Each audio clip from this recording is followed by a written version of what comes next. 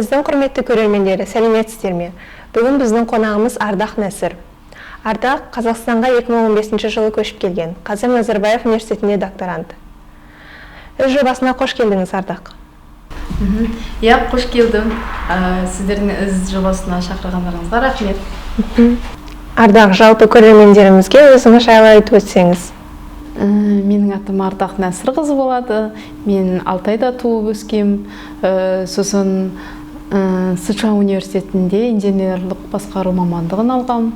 Сосын Нанкин университетіне барып әкімшілік басқару мамандығынан магистратура бітіргем. Магистратура бітірген соң, үйленген соң, сол жылы үйленіп, 2015 жылы Қазақстанға көш келдік. Қазір Назарбаев университеттің жоғары мемлекеттік саясаттық мектебінің екінші курсының докторантура студенті боламын. Сұхбатымызды қазіргі өміріңізден бастайық деп едік. Жаңа айтып өткендей, сіз Назарбаев университетінің жоғары мемлекеттік саясат мектебінде докторантурада оқып жүрсіз.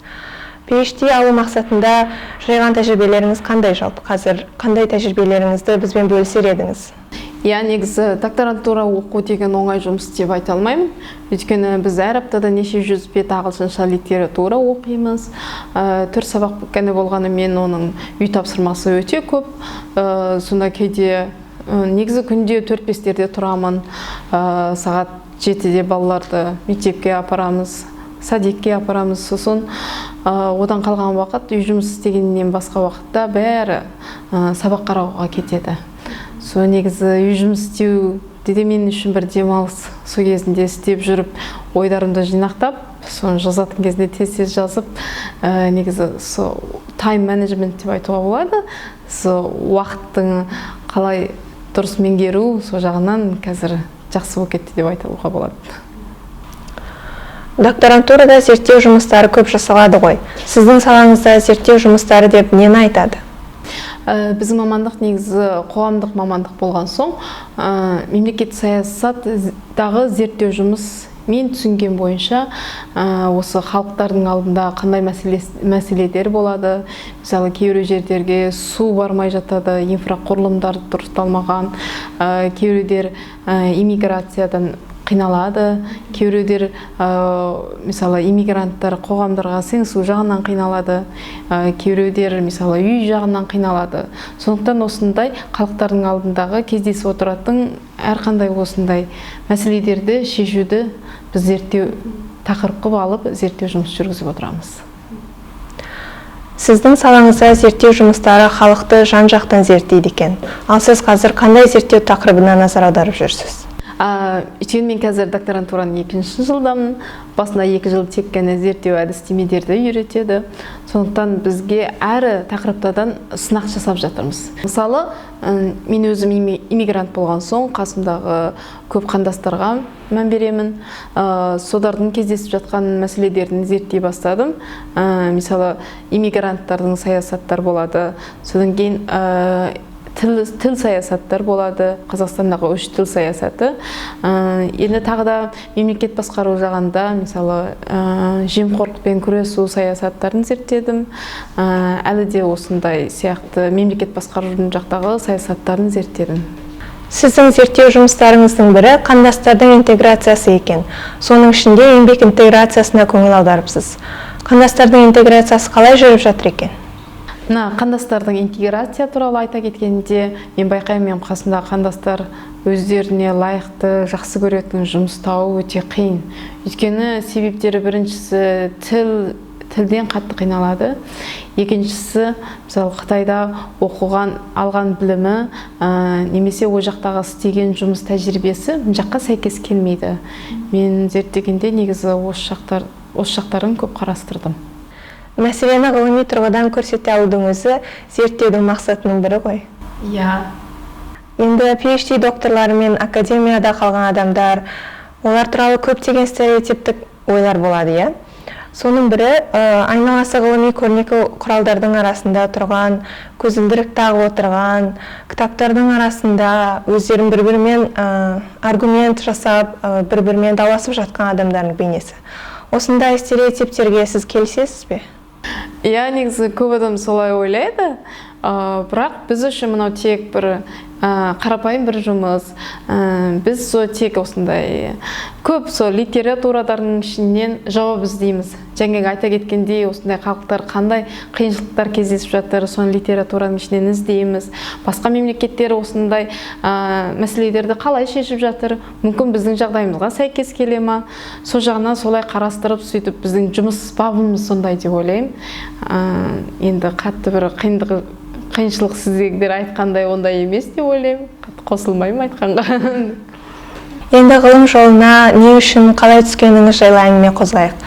Жалпы ғылыми дәрежені алу үлкен еңбекті, талпынысты қажет етеді.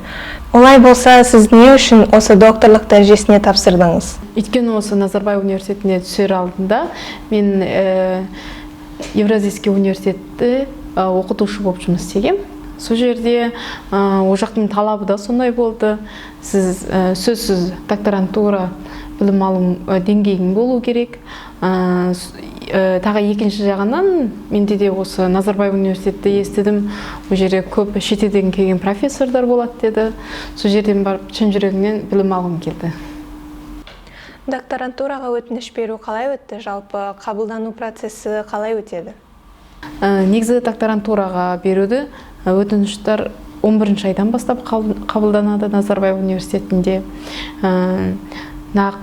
Келесі жылдың 4-ші айына дейін, яғни 6 ай уақыт бар сізде өтініш тапсыруға.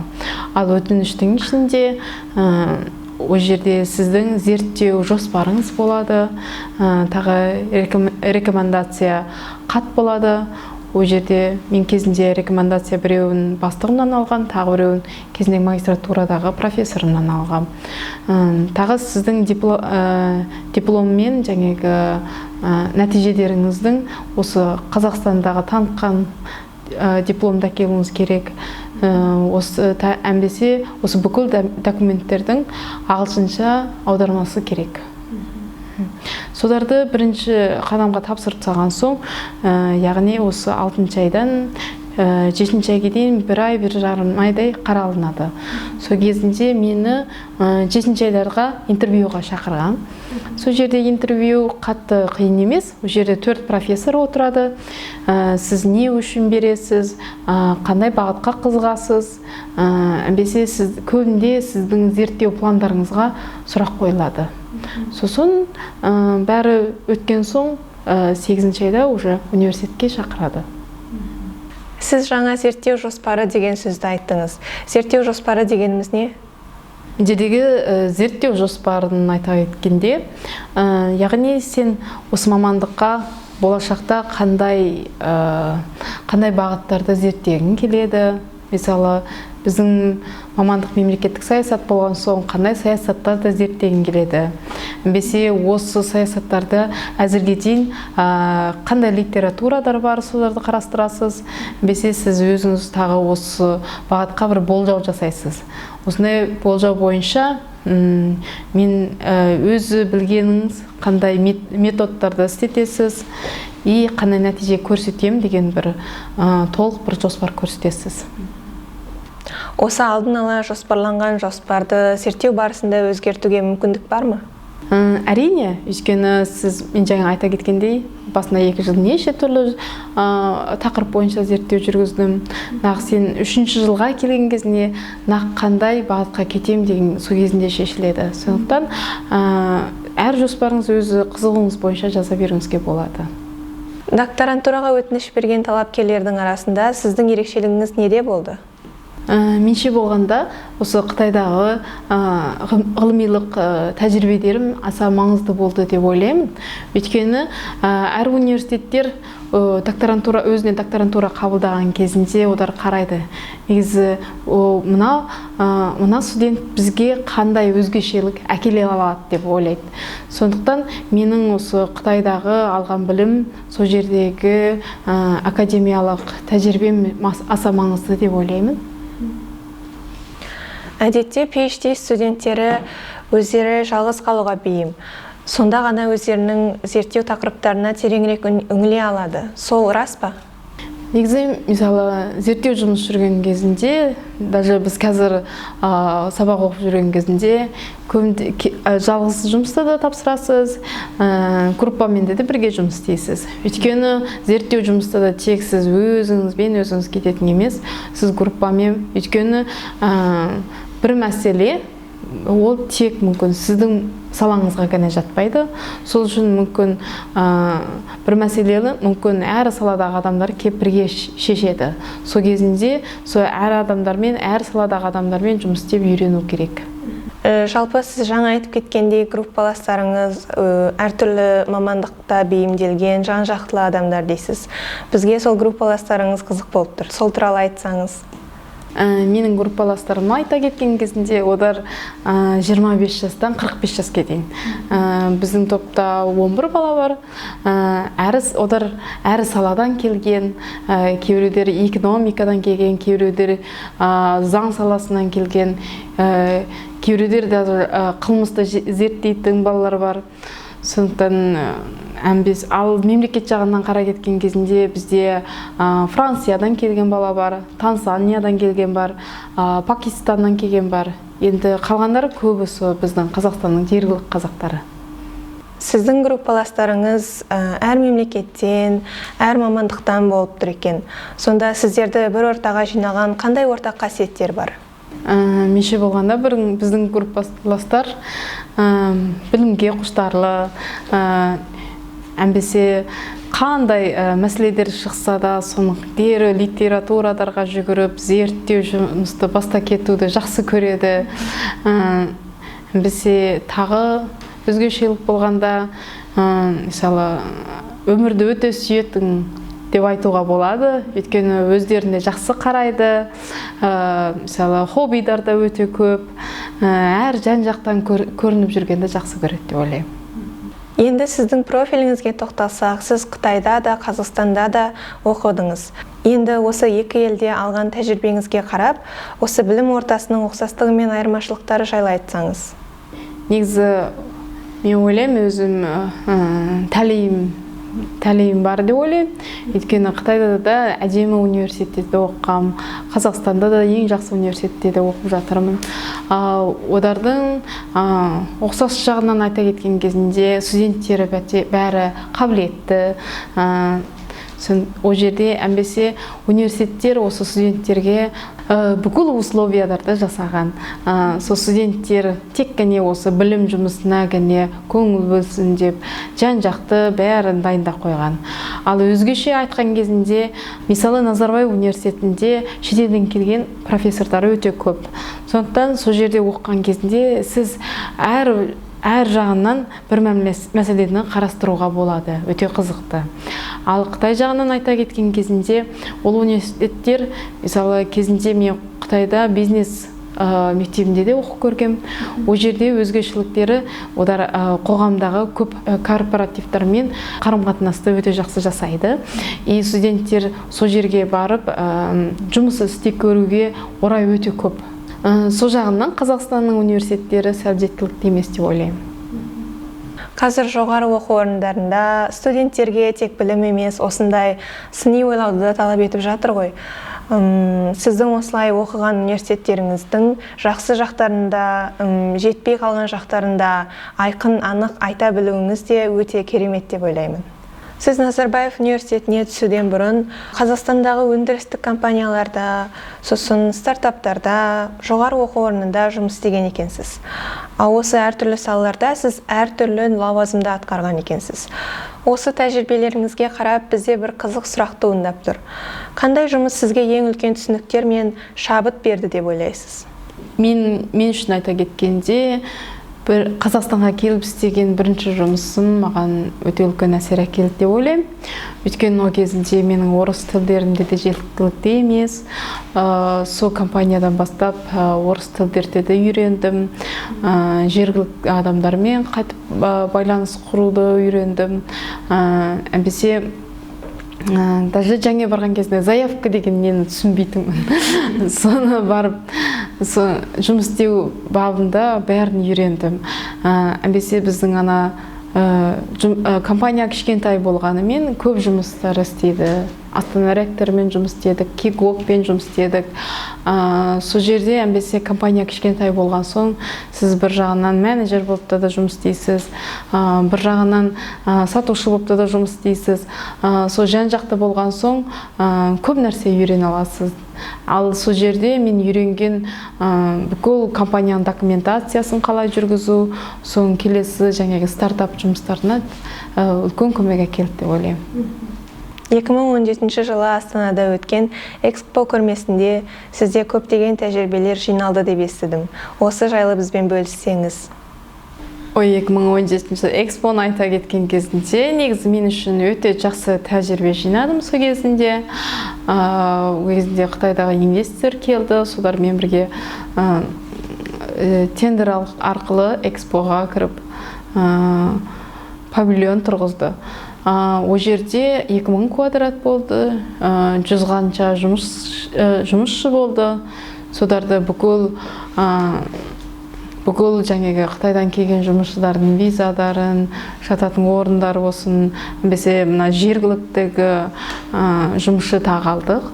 Солардың бәрін ұйымдастырып, орналастырып, әмбесе жаңағы павильонның 2000 квадраттың ремонтын істедік. О жерде технозордармен бірге жұмыс істедік.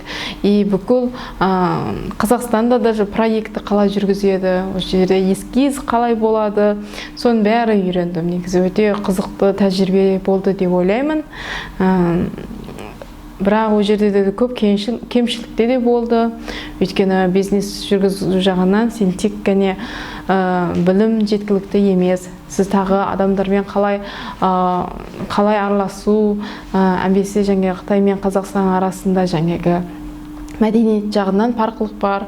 Сол жақтағы көп кемшіліктерді, әмбесе өзім бойымдағы кемшіліктерді жақсы білдім. Одан кейінгі жұмыстарыма жақсы көмектесті деп ойлаймын. Сіз корпорациялар мен бизнес ұйымдарында жылдар бойы жұмыс істедіңіз.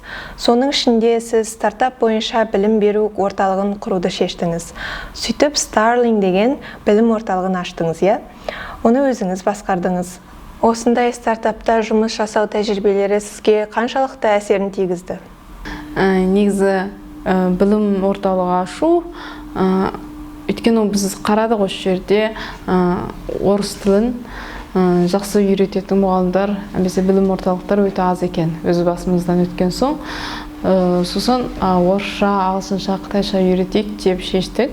Бірақ білім беру бір өнер деп айтуға болады. Өйткені сен өте пәк сезіммен беруің керек. О жерде мұғалімдер деген, егер де сен тек ақша табу үшін ашсаңыз, жұмысың қатты жақсы жүрмейді деп ойлаймын. Ол жерде мысалы оқу жоспарларын жүргізесіз, содан кейін әр пәндағы оқытушыларды қадағалап, сол жерді оларды тауып әкелудің өзі оңай жұмыс емес. Өйткені қазақ тілі мен орыс тілді үйрететін, мысалы қазақша мен орыс тілді үйрететін оқытушылар өте аз Қазақстанда. Қазірдің Астананың өзінде тек 1-2 жерде ғана бар деп ойлаймын. Осы уақыт аралығында сізде қандай қиындықтар болды? Енді қиыншылықтарын жағынан айта кеткен кезінде, сол жаңағы мен айта кеткендей, ондай оқытушылар тапшылық болды. Әмбесе ол кезінде бізде мақсаттарымыз айқын болмады. Егерде біздің мақсатымыз, өйткені стартап жасаған кезінде өте маңыздысы бірінші сіз өзіңнің клиенттеріңізді зерттеуіңіз керек. Сіз осы нарықта елдерге қарағанда өзгешілігіңіз қандай болады? Соны бірінші анализ жасауыңыз керек. Екінші жағынан сіздің продукцияңызы қандай болады? Сізде неше түрлі продукцияңыз бар? Мендерде услуга көрсетіп отырған соң, сіз қандай услуга көрсетесіңіз? Соны өте жақсы анализ жасауыңыз керек. Әмбесе сіз стартап жағынан тағы байқайтыңыз, сіз осындай менеджмент, осындай бизнес жүргізетін адамсыз ба? Немесе сіз андай қолөнермен, техникамен айланысатын мастерсіз ба? Сол жағынан өзіңмен жақсы анализ жасаған соң жақсы нәтиже аласың деп ойлаймын. Шынымен де стартап жолы өте құбылмалы, өрлеу де, құлау да болып тұрады. Бірақ көп тәжірибе жинағанның еш зияны жоқ қой. Сіздің осы тәжірибелеріңізбен бөліскеніңізге көп рахмет. Жалпы кәсіби тәжірибеңізге келсек, олардың кейбіреулері сіздің мамандыққа сәйкес келеді, ал кейбіреулері сәйкес келмейді. Адамдар арасында 4 түлектің 3-і өз мамандығы бойынша жұмыс істемейді деп айтылады. Бұған берілген түсініктемелер де әртүрлі. Кейбіреулер диплом бәсекеге қажетті нәрсе, бірақ оның қай салада екені маңызды емес деп айтады. Ал кейбіреулер адамның тәжірибесі жұмыста болсын, оқуда болсын, осы бірінші байқалатын нәрсе деп айтады. Ал кейбіреулер байланыстың көп болуы мамандықтан гөрі маңызды деп ойлайды. Мамандыққа сәйкес жұмыс істеу және қызығушылық бойынша жұмыс істеу. Осы екеуі жайлы не ойлайсыз? Сіз айтқан бойынша көп адамдар қызыққан жұмысына мамандық сәйкес келмейді, ал кейбіреулер істеген жұмысына өзі қызықпайды дейді. Осы екеуін сәйкестіріп бірге істеп жатқандары көбі жақсы нәтиже алады деп ойлаймын. Ал біз қалған проценттеріміз қайтуымыз керек. Сондықтан мен мысалы осы магистратура бітіргеннен бері осы 5 жыл жұмыс істеген тәжірибем арқылы айтқан кезінде мен әртүрлі жұмыстарды сынақ ретінен көріп жатырмын. Мен өзі қайсы жұмыс жағынан жақсы көрінем деп. Мысалы бизнестарға қызықтым, содан кейін істеп көрдім. Бірақ олар менің мамандығым емес. Бірақ осы жақтардан қатты мықты нәтиже көрсеттім деп айта алмаймын. Бірақ өзім мамандығыма келген кезінде өзім рахаттанып осы салаға кірдім. Әмбесе жалғасты істеп келе жатырмын. Сондықтан менің тәжірибе қарағанда сіз универде болсын, мектепте болсын оқыған мамандығыңыз негізі маңызды. Өйткені сіз осы диплом арқылы осы салаға кіре аласыз. Осы салаға кірген соң жақсы істеген сайын сіз осы мамандықты жақсы көре бересіз деп ойлаймын. Өйткені адамдар бір нәтиже көрсеткен кезінде өзіне бір сенімділік пайда болады деп ойлаймын. Өйтіп сенімділікпен жақсы істей берген жұмысы сөзсіз нәтиже көрсете алады деп. Сондықтан жаңағы біздің алдында айта кеткендей, сіз өзіңізді жақсы тануыңыз керек. Сіз мастерсіз ба, или менеджерсіз ба, мысалы адамдармен жақсы жұмыс істейсіз ба, жоқ техникамен жақсы жұмыс істейсіз ба. Өйткені сіздің қабілетіңіз тек сіздің мамандығыңызға байланбайды деп ойлаймын. Әзіргі таңда кейбіреулер даже бір жұмыстың сыртына тағы бірнеше жұмысты алып жүр. Сондықтан әрқашан өзіңізді диплом болсын, қызығушылығыңыз болсын, соған шектелмеңіз, неше түрлі жұмысты сынап көріңіз.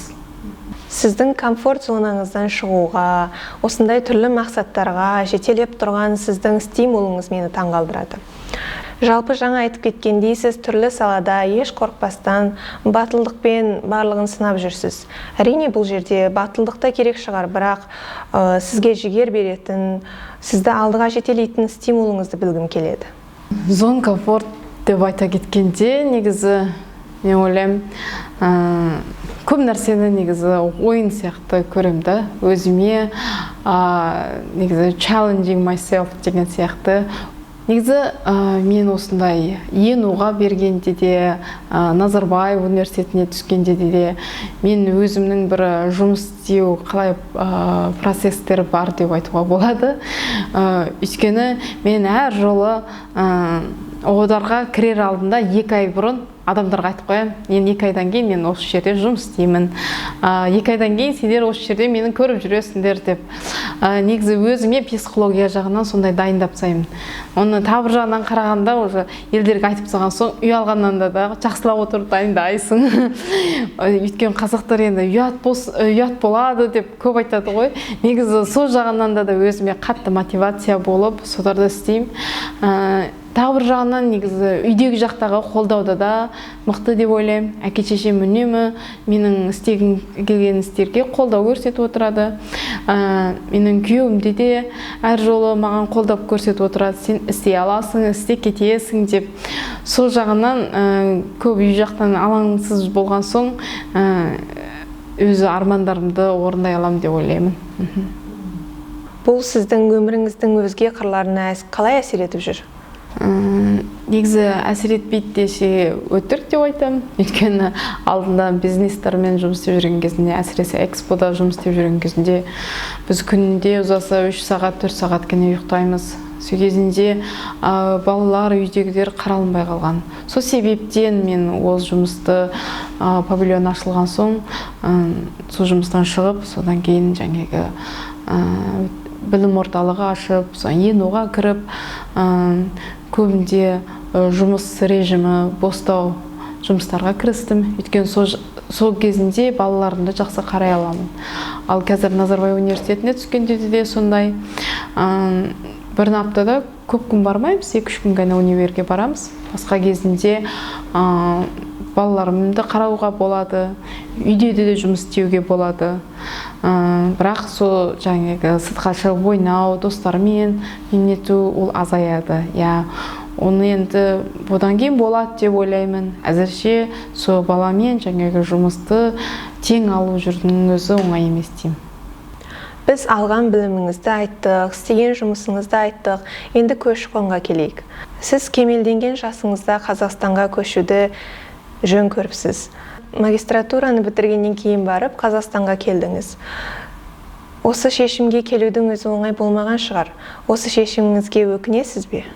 Енді өкінбеймін деп айтуға да келмейді, өйткені бұл жерде келген соң неше түрлі қиыншылықты көрдік. Келесіп тіл жағынан жаңа келген кезде нан алудың өзі бір үлкен мәселе сияқты. Жергілікті адамдармен тіл табысу жағынан мен әнбесе қытайша оқыған соң негізі қазақ тілінде де онша жақсы емес. Соның бәрін бірте-бірте үйрендік, сол кезінде қиналдық. Бірақ енді бірінші рет келіп көрген соң негізі Қазақстан ұнады маған. Бір жағынан біз ойладық, бұдан кейін біздің болашақта балаларымыз қазақ тіл мектебінде оқыса екен деп сондай бір арманмен көш келдік. Адеп келген кезінде әке-шешем негізі қарсылық көрсетті, өйткені үйде тек 2 бала ғана бар. Соң бір-бірімізді қатты сағынамыз, бір қиын кездері бір-бірімізге жете алмай қалса қиын болады деп. Ал енді біз осы жаққа көш келеміз деп шешім қабылдаған соң, ойлаймыз осы шешім арқылы келген жауапкершілікті де көтеру керек. Қандай қиыншылық болса да төзімділікпен шыдау керек. Ақырындап әзір үйрендік, бәрі де жақсы, Құдайға шүкір. Бұл да шын жүректен шыққан шын сөз ғой. Сіз жұбайыңыз екеуіңіз ғана осында келген екенсіздер. Сіздің ата-анаңыз, туыстарыңыз сол жақта қалған дедіңіз. Қиыншылық болған кездерде сіз кімнен көмек қолдау сұрайсыз? Қиналған кезінде осы жерде көп достарым бар. Қытайдан келген қандастар бар. Даже Монғолиядан келген қандастар, жергілікті достарым бар. Осы көп достарыммен кездесемін, сабақтастармен, жұмыстағы коллегалармен бірге. Сол қиыншылықтарды ұмытып кетемін. Ең маңыздысы, мен үйдегі 2 қызым бар. Соларды көрген кезінде, осы сәбилерді көрген кезінде көп қиыншылықтар ұмытылып кетеді деп ойлаймын. Адам қасындағы адамдардан үнемі жылылық пен қолдау ала алады ғой. Осы Қытайдан келген қандастардың арасында тілді меңгеру бойынша қиындықтар көп. Соның ішінде орыс тілін меңгеру ерекше назар аудартарлық. Сіз жалпы орыс тілін қалай үйрендіңіз? Менің орыс тілім қатты керемет деп айта алмаймын, бірақ енді шамалы бар. Сонымен жұмыс істеп, нан тауып алатын бір дәреже бар деп ойлаймын. Менің әсерім бойынша әр тіл үйренгенде де алдымен естуден бастау керек. Сіз бірінші көп естуіңіз керек. Біз есімде бар, жаңа келген кезінде 2 жыл бала күтіммен үйде отырған кезінде біз үнемі құршақтар қоямыз, орысша, әмбесе орысша хабардарды қоямыз. Түсінбесек те көп естиміз. Сосын естіген сөздерімізді шамамыз келгенше айтамыз. Содан кейін барып кітаптарды оқып, сөздіктерді оқып, сосын кейін барып жазуға өтеді. Осы 4 процесс арқылы тілді меңгересің деп ойлаймын. Әмбесе мен негізі көбінде жұмыста үйрендім. Жұмыста өйткені документтердің бәрі өте маңызды. Ол жерден қателік жүргізуге болмайды. Сондықтан өзің бір қатты бір мотивация болған кезінде үйрен кетесің. Әмбесе ешқашан ұялмау керек деп ойлаймын. Өйткені тіл тек бір құрал деп айтуға болады. Бұрын мысалы маған ой орысша онша емес екен деп күлген адамдарға айтатын, мен мына орысша менің тек 4-ші тілім деп. Өйткені әр адамның қабілеті ол шектеулі. Ол сен шетелден келіп отырсаң, әрине сіз осы жергілікті тілді білмеуі өте қалыпты деп ойлауға болады. Ешқашан ұялмай жергіліктегі кісілерден сұрап, олар да түсінікті көзбен қарайды деп ойлаймын. Сондықтан ешқашан ұялмаңыз, айта беріңіз. Сіз көп айтқан сайын көп үйренесіз. Дұрыс айтасыз, тіл үйренуде ең бастысы ұялмау ғой. Енді біз Ардақ туралы қызықты мәліметтерді білейік деп едік. Қысқаша ғана сұрақтар қояйық. Спортты жақсы көресіз бе? Иә, жақсы көремін. Кішкентай кезінен бастап баскетболмен айналысамын, мұзшаңға, таушаңға тебемін, тэквондомен де айналысқанмын. Бір апта бойы ұялы телефонсыз өмір сүре аласыз ба? Иә, өмір сүре аламын. Шығармашылық жобалар ұнай ма? Иә, ұнайды. Кофе ішесіз бе? Қатты көп ішпеймін. Қандай да бір жасырын талантыңыз бар ма? Жасырын талант деп айтқанда, қасымдағы адамдар үнемі көңілді болып жүреді. Мен ойлаймын, мен сол жағынан үнемі позитив энергия әкеліп беріп отырамын деймін. Өзіңізбен өзіңіз сөйлесесіз бе? Иә, көп сөйлесем, тағы күнделік жазамын. Харри Поттердің фанатысыз ба?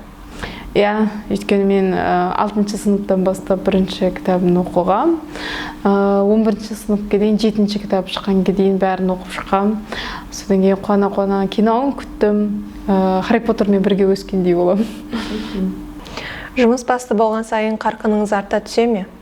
Иә, негізі мен ылғи тапсырма ең соңына тайған кезінде 2 күнде бітіре саламын. Торт пісіре аласыз ба? Жоқ, пісіре алмаймын. Жаңалықтарға мән бересіз бе? Особенно қатты мән бермеймін. Өйткені күйеуім қатты мән береді, үйде біреу мән берсе жетеді деп ойлаймын. Сыр сақтай аласыз ба? Иә, жақсы сақтаймын. Егер де сырыңыз бар болса, айтыңыз. Музыка тыңдай жүріп жұмыс істеуді ұнатасыз ба? Үй жұмысын істей беремін, бірақ сабақ қарай алмаймын. Тосын сыйға үнемі дайынсыз ба? Иә, жақсы тосын сыйға дайынмын. Қандай да бір лақап атыңыз бар ма?